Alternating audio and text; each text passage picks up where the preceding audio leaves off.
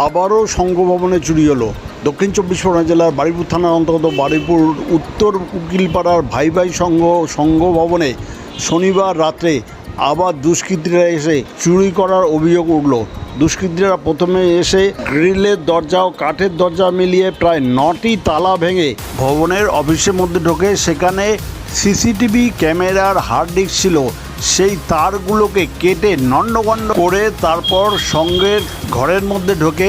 সেখানে আইজেডিএস মানে অঙ্গনওয়াড়ির স্কুল চলতো, সেখানে প্রায় অনেক শিশুরা এসেই লেখাপড়া করতো।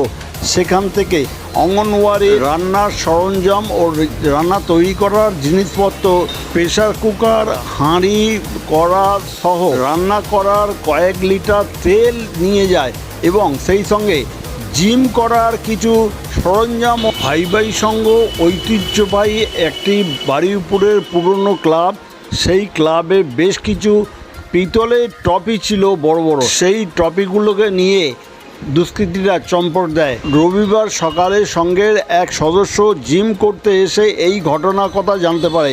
সঙ্গে সঙ্গে ক্লাবের বড় সদস্য যারা আছে তাদেরকে খবর দেয়। সঙ্গে সঙ্গে অন্যান্য সদস্যরা ক্লাবে চলে আসে। কিছুক্ষণ পরে বারুইপুর থানায় একটি অভিযোগ দায়ের করে। অভিযোগের ভিত্তিতে বারুইপুর থানার পুলিশ ঘটনাস্থলে তড়িঘড়ি আসে এবং তদন্ত শুরু করে। এই খবর আপনারা দেখছেন একমাত্র খবর 48 ঘন্টা পর্দায়।